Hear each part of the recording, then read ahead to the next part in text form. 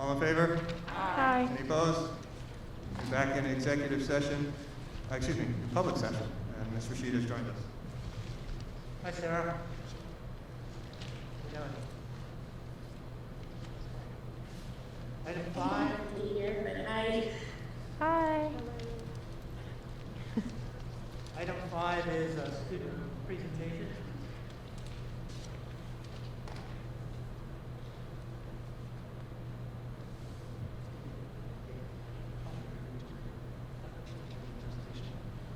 And the student presentation is a video presentation on Buddy Ball. So we will do the video presentation, but I'd like to say Laura Heimlich and Vinny Stio are here. Vinny Stio is the creator of the program, and I'm sure we'll congratulate you and ask you some questions when the program is over. But it's about a 4.5, 5-minute video of what this program means to some people and the success that it has had over the years, and how much we really thank Mr. Stio and everybody involved in putting this on. Not to mention the Board of Ed, right? Mr. Stio uses the facilities here, uses our equipment, and it's 100% supported by everybody who has any part in it at all. So, Vinny, thank you very much. I would say that volleyball is a program, it's a physical program, but also helps athletes get to know student volunteers, helps them kind of come together. It's a way for them to work on communication skills, and confidence, it's a way for them to just encompass all the skills, life skills that come through each day. So I'd say that's what volleyball is. My name is Ronald Sampson, and my son's name is Zen Sampson. He's 7 now. Zen has diagnosed with autism. Hi, I'm Chris. I am mom of my son. He's 21 now. He's deaf and he's autistic, physician and special ed in Seattle a long time, since he was 3. In the beginning, he doesn't look his mind wide, but every time we progress, every time we play volleyball, he gets more excited. He gets, he knows, hey, it's volleyball doesn't talk much, but he knows that, hey, it's volleyball time. And then, he gets in the car and gets his jacket and all this stuff. I think he knows that it's something he does regularly. It's an activity he feels a part of. He knows that he can go to it every Monday or whatever day it was. And he looks forward to it, I think. That's really what we do each week is we go out different activities like volleyball and other groups. We do a lot of different stations and other groups. Wanting to make kids have fun, the aspect of sports-wise also, physically, I think that's a really big advantage of this program. Because right now, most parents don't have time or anything, but given this time, I think it helps a lot also for the kids to learn more, not only just in school. It's really neat for them to have fun. I remember one time there's like a video bike, there's some bikes on there that learn how to bike. That was awesome. And there is this, where like an obstacle course, they have to jump through like really small obstacle courses that really help them. And there's a lot of options that makes volleyball time. So I think it's really fun for all the kids to be part of this program. It's really about, just communicating, forming those bonds, and getting to know each other. That's really what volleyball kind of is. I think that I love the buddies. They really try to pair one-on-one, or sometimes it's more than one with. Most especially, I like the aspect where each kid has an assigned buddy that's involved. Right? And Zen, my son, has a few buddies already, and we get to know them, and then they're really helpful. And it really also helps Zen do some communication, and most of it has been the physical aspect of it, which is also great. They really try to engage with the kid. Just not to be shy anymore because of the buddies that he has to live with. And that aspect, communication-wise, is really important to go for. This program really helped me understand that, not everybody's different, and it's nice to just help, and not only for yourself, but it's just very helpful. Everybody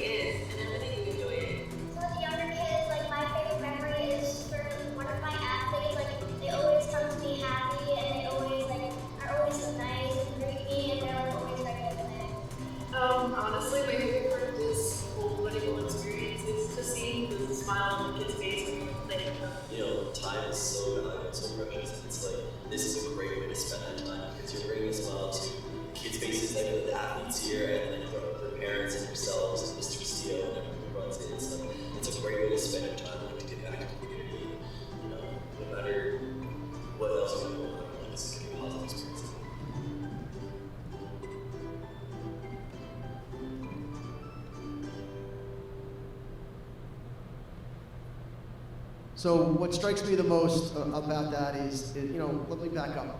I got into education and the hope was, I said to myself, if I could help one child, if I could, you know, help one person realize their potential or turn them around or whatever, my career was worth it. And on every side, man, everything that you're doing here is really accomplishing that. So on a volunteer basis, no less. Like you've been doing this on your own time for years. We can't thank you enough for giving that time away from your family to come and help children of Piscataway. So thank you so much. And again, you're making a difference.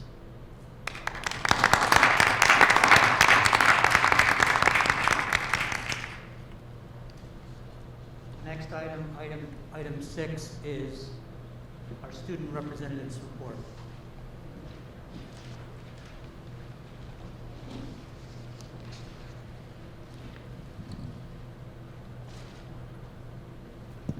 Oh, good evening, everybody. Nice to see everybody again. I hope everybody had a good Christmas break and a Happy New Year, and hope everybody's staying safe and healthy currently. So first I want to start out by saying, being that the last time we had a meeting was about 2 weeks before break, and then we went on virtual, there's really not too much for me to report out on today, but I did have some points that I wanted to bring up to your attention. So first, starting off, I did get a lot of feedback from some students who were questioning the accuracy of number of COVID-related cases that are posted on the website. And some were saying that they weren't accurate or updated, meaning that they think there were more cases than reported. So I just wanted to bring that to your attention because if that is the case, I know a lot of the students would like to see a change in the accuracy of the cases as well. Secondly, I know a lot of us weren't expecting to go back virtual learning, but me and a lot of other students do think that it was the best move to make, being that the cases were spiking rapidly, and we just wanted to make sure that everybody was safe. And I know like a lot of us are looking forward towards going back to school in person on this Tuesday, this coming Tuesday, and hopefully we can have the rest of the year run smoothly and safe. And going back to virtual, as a freshman mentor, I noticed like the change in demeanor and interaction from my freshman class, and this doesn't relate to like every other freshman class, but I just noticed that in my class, and like usually like in person they're like more interactive and like more engaging, and like I noticed like when we were on virtual learning they weren't as engaged as they usually are. But I can't really blame them because like last year they had their whole middle school years in virtual, and then they just got thrown into high school, then they like popped right back on virtual. So I definitely understand how they feel, and I think that also shows why it's important for us to be in person at school, just so they can engage more, but understand that safety comes first too, so kind of works both ways. But on the positive side, I'm glad we were still able to have sports go on, like basketball, even though there's not like any spectators allowed at the games, but they're still able to stream it virtually, so families and students can see. And ending, just wanted to say, going back, the senior class plans to have more fundraisers to go towards our prom, and just trying to finish out the year very strong. And that's all I have for tonight. Thank you very much. Thank you, and I just want to make a comment about the first point that you made, and kind of the process of how we post those accurate numbers or the numbers on the dashboard. So there's a process of students and staff notifying schools and our HR office, schools for students and parents, and HR office for our staff. And we have more than 2 or 3 staff members working on this almost all day. So we feel strongly that the numbers are accurate. Hopefully we didn't miss any, but we do work really, really hard to try to make sure we're painting the accurate picture for the township. So if there's any calls or any information or emails I get, we call the same day. But we're looking forward to being as transparent as we can, as we've done through this entire 2 years. So, if you could relay that message back to them, that we're doing the best we can to make sure they're as accurate so people understand what's going on. You're welcome.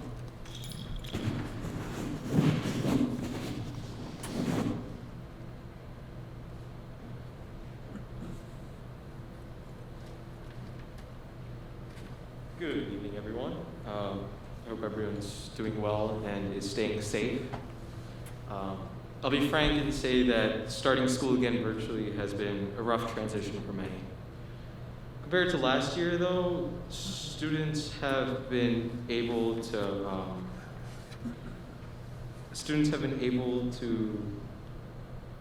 change their dynamic. compared to before when they were on the learning environment, online learning environment, this year it seems that because they've met their teachers and their students are more willing to participate and talk, but that's still not the same as being in a regular classroom. As many of you may know, this was an unexpected but important change, and it's interfered with some school activities, including but not limited to the winter concert and high school experience.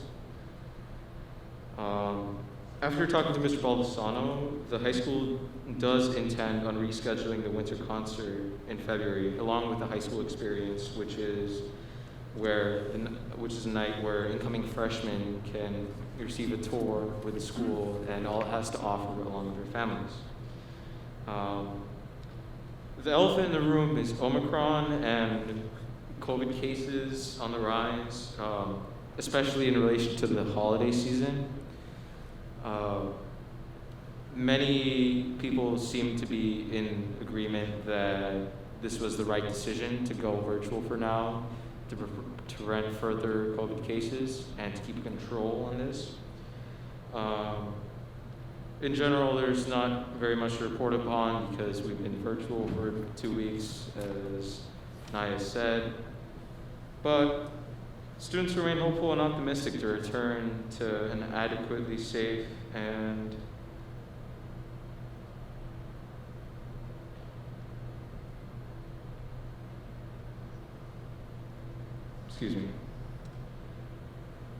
Students remain optimistic and hopeful and hope to return as soon as possible. In regards to COVID cases, I've personally noticed that before it was more of a friend of a friend knew someone who was being quarantined.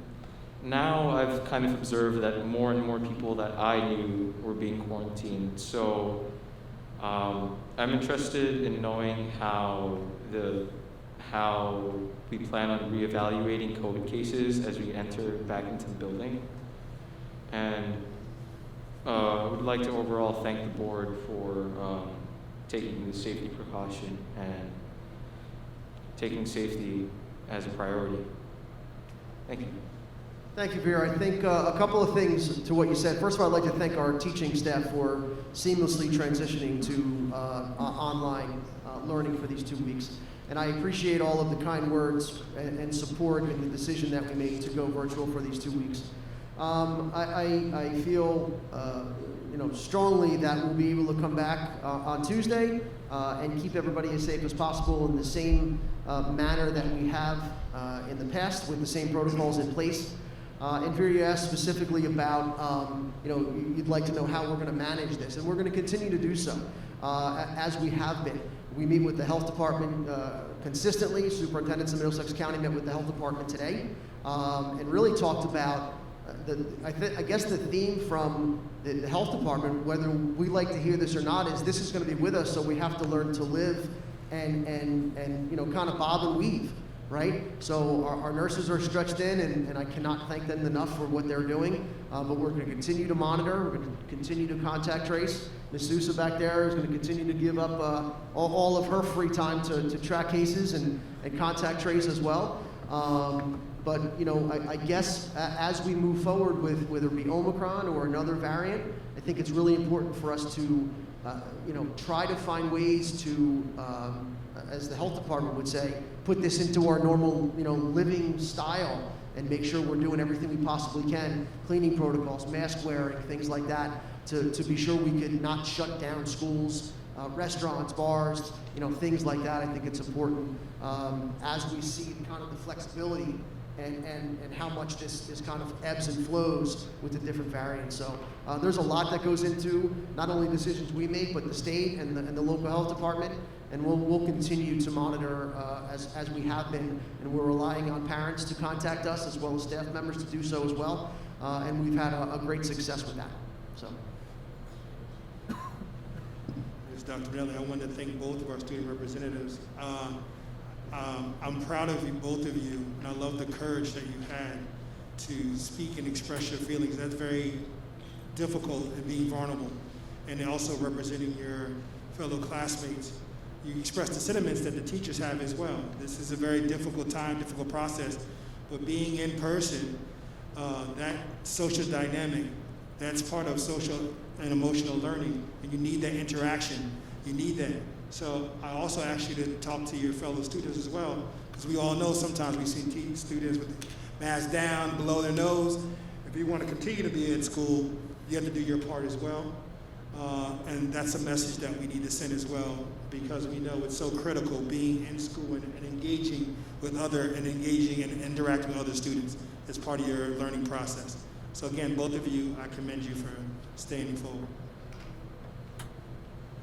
Are there any other questions or comments for our student representatives? Seeing none, we will move on. The next article is Article 7. It is the President's Report. And I guess that's a couple of things in our schools. First, LEAP STEAM. What that actually stands for is Learning Experience Academic Program, Science and Engineering and Math. And arts. Okay. Arts. Under the guidance of Ms. Spazzano, second grade LEAP STEAM students explored an engineering unit on simple machines. Students worked in centers, built, researched, and used simple machines to complete a task. First, they explored levers, inclined planes, wedges, pulleys, and a wheel and an axle. Then they built 2 versions of a catapult, built a working copy machine using gadgets and gizmos, and then constructed their own machine. These second graders loved learning how 6 simple machines combined to build complex machines. Discussions included how and why simple machines are useful, jobs they can do, and how using machines makes works easier by reducing effort or extending ability to perform tasks, normal capabilities. The second is music in our schools. The Piscataways award-winning music program resumed live performances this year, first with marching band and now with winter concerts. Both students and parents were happy to see live music in our schools with safety protocols in place for both performers and audience. Each school put their own spin on holiday cheer, from preschoolers excited about being in front of an audience for the first time, to King's School concerts featuring their faculty rock band, The Benchmarks. Our middle schools welcomed parents to winter concerts in newly renovated auditoriums. We were happy to bring back these traditions. Another music tradition both our younger and older students look forward to is the Piscataway High School Chamber Orchestra tour led by Dr. Sumner. Students at each of our elementary and intermediate schools are treated to a concert, seeing and hearing first the music they would play and the musicians they would become if they continued to play their instruments. Music is a very big part. Now for me, a couple of things, and this is to all the board members, is that you should have received by now your committee assignments. So please make sure you look at the meeting dates and times and make a note to put them in your calendars. Also, that in those same correspondence were assignments to the Educational Service Commission and the New Jersey School Boards Association. For those people, there's an expectation that you attend their meetings and that you will report back to the board with any updates or highlights under new business when appropriate. The second is all board members should have received their New Jersey School Board mandated training that they need to do. And it's up to you to sign up and then let the business office know. So take care of that. The third thing is that if you haven't done so already, all board members, especially the new board members, please sign on to the njsba.org, the New Jersey School Boards Association website, and make sure you have an active username and password. This site is where you can sign up for county meetings and begin to keep track of progress towards board member academic certifications. It's also a great site to keep abreast of all the important matters affecting all New Jersey public schools. If you need any help doing that with the username or password, just contact the business office. Next thing is that it's a time of the year for the board to set our annual goals, and I'll be contacting so we can finish these by the end of the month. And last, if you look in your packet, I put something in there.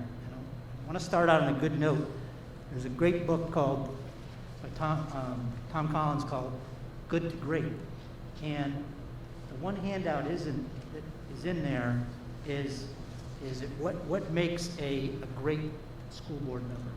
And I received that one-page handout 14 years ago, and please read it and follow it, and I believe we'll all be off on a good start. And thank you. That is the end of my report. Thank you, Dr. Connors. First, I'd like to start by thanking Sean Horan and John Bartroff. They're both in the back there for this crazy technology setup and bringing in Sarah Rashid from across the globe there. Thank you very much. We appreciate it. Starting with our superintendent's report, a couple of additional things that I'd like to highlight. If this is available on our superintendent's corner on our website. The Shore Happiness Committee, it's a committee put together by staff and students to really talk about positive culture in the building. The superintendent's report talks about the arts awards at the high school, and also, among other things, the MLK virtual field trip to the Bergen County Zoo. So this is a lot of great stuff in it and what's happening in our buildings. Please feel free to check it out. The next item on my report, board members has a packet of 3 things for the Martin Luther King Jr. Observance Day for Monday, some activities. The first is a list of the MLK activities that all our schools are doing for their schools and children. The second is continuing a tradition of the Martin Luther King School Day of Service. There are a 4-page flyer on all of the activities for Martin Luther King School, intermediate school. And the third is a flyer from the Piscataway Township Civil Rights Advisory Commission, and they invited Dr. Alex Gray, who is our director of Diversity, Equity, and Inclusion, to be a guest speaker. If you look at the bottom left, it will air between the 15th and 17th, probably on PCTV. So please check their local listings about when that will happen. All right, we are set to return on Tuesday, in-person instruction to all of our buildings. I would really like to thank all the stakeholders for their hard work, the staff members, the families, the students. I know it was an interruption in our learning, but as we heard tonight, the vast opinion and the emails and phone calls that we get was the right decision for us to make, and I thank the board for all their support. We're looking forward to coming back on Tuesday and all the teamwork that is involved to make that happen. And finally for me, January is Board Appreciation Month. And many people forget that the Board of Education, the role of a Board of Education member is volunteer. You give up many of your hours away from your families, to be here, to make decisions, to make sure the schools are running well, and all the like. So we really appreciate it. There's a couple of things that I'd like to do. At first, you will be voting on a resolution that I'd like to read, and all of you have a signed resolution from me in appreciation.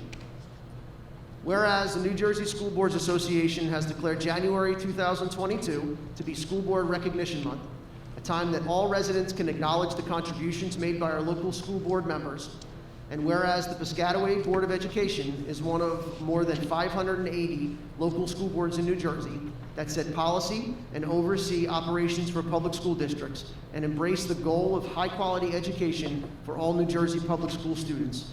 And whereas school boards strive to provide the resources necessary to meet the needs of all students, including those with special needs, and whereas the Piscataway Board of Education helps determine the educational goals of more than 7,000 children in pre-kindergarten through 12th grade and successfully sets goals to provide high-quality academic programs, a thoughtful, challenging special education program, and a rich extracurricular program with expanded technology and access to technology for all students.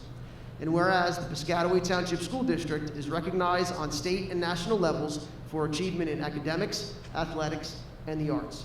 And whereas the Piscataway Board of Education supports social and emotional wellness for all students, provides a safe, inclusive environment for all LGBTQ+ students, and works to inspire every student and member of our school community to inspire each other and strive for success in our global society. And whereas the Piscataway Board of Education leads the district in celebrating our cultural diversity and ensures that every child who resides in Piscataway, regardless of race or immigration status, is welcomed. And whereas boards of education provide accountability to the public, they communicate the needs of school districts to the public, and they convey to school administrators the public expectations of the schools. And whereas the Piscataway School Board members who receive no remuneration for their services act as advocates for Piscataway students as they work with administrators, teachers, and parents to inspire high expectations and quality education. Now, therefore, be it resolved that I, Dr. Frank Ranelli, Superintendent of Schools, do hereby recognize the services of the members of the Piscataway Board of Education and extend appreciation to Dr. Tom Connors, Chantel Cherry, Nancy Corradino, Ralph E. Johnson, Kimberly Lane, Calvin Laughlin, Sarah Rashid, Zoe Scotto, and Brenda Smith, as we join communities statewide in observing January 2022 as School Board Recognition Month.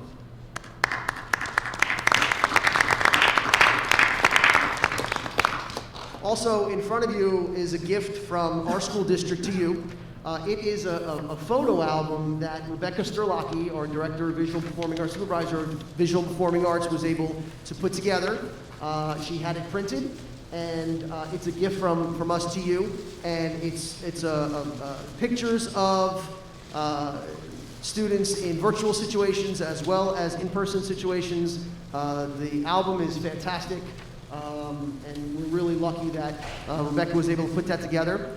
And the flyer in there also is a copy of students' work from Arbor School, and we're really lucky. Tom Connors just talked about how important the arts were, and music and education, things like that. And we're really lucky that Piscataway places such a great, and you all, right, place a great emphasis on the arts in our schools. So that's a gift from Rebecca and us to you, and we really appreciate it.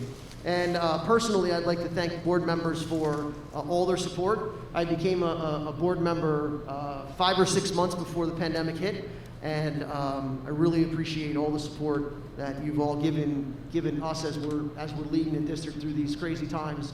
But on a personal note, I feel the support, and I feel that we could turn any corner together as a unit. So thank you very much, and we really appreciate everything that you do for the district and the students of Piscataway. Thank you, Dr. Ranelli.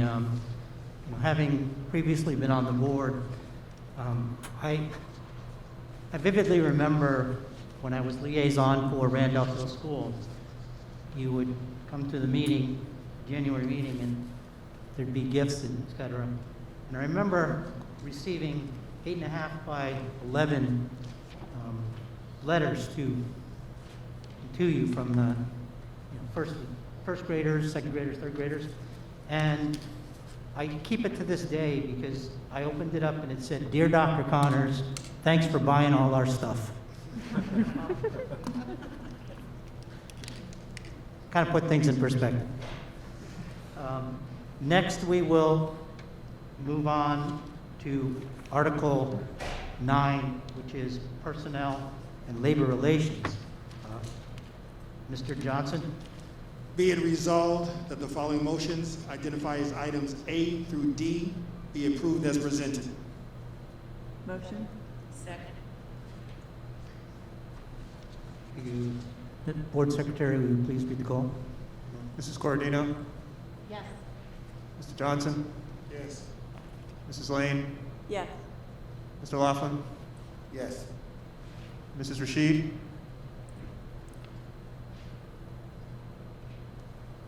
Is that a yes, Mrs. Rashid? Yes. Okay, heard you. Thank you. Ms. Scotto? Yes. Ms. Smith? Ms. Cherry? Yes. Dr. Connors? Yes. Motion's carried.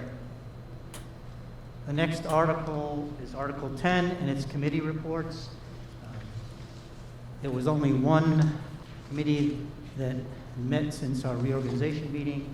I'm going to put the person on the spot now because so I don't have to do all the talking. It was fiscal plannings and operations, and we met last night. And I'm going to ask Ms. Lane to actually read the report. Sure, thank you, Mr. President. The Fiscal Planning and Operations Committee met on Wednesday, January 12th, 2022, to review the 2020-2021 audit, the 2022-2023 budget, facility capital projects, and the Energy Savings Improvement Program, also referred to as ESIP. For Article 1, 2020-2021 audit, O'Connor Davies presented the 2020-2021 audit and noted there were no audit findings. The audit will be presented to the full board at either its February or March meeting. Mr. Oliveira reported that the deposit into the capital reserve account was adjusted to $5 million. And kudos, Mr. Oliveira. Once again, it's an outstanding achievement, and we are, under your support and direction, very pleased to be in sound fiscal standing. So thank you. Thank you. Item number 2, 2022-2023 budget. Mr. Oliveira reported that the school and department budget meetings are ongoing and that the health benefit expenses continue to exceed budget. The current renewal estimate is for 20% increase in the 2022-2023 budget. Brown & Brown will present on the health benefit marketplace at the next committee meeting. Banked cap available for the 2022-2023 budget is $1,749,113. Facility capital projects. The contract was signed for the generator replacement project. The contractor has filed for permits and is ordering equipment. Bids were opened for the replacement of the unit ventilators and rooftop unit replacements at 5 schools with pricing within budget. The project will be funded primarily with ESSER 1 funds, supplemented by ESSER 3 and/or capital reserve. And the Energy Savings Improvement Program, ESIP update. For the solar PPA, installation of the racking and panels is complete at 3 schools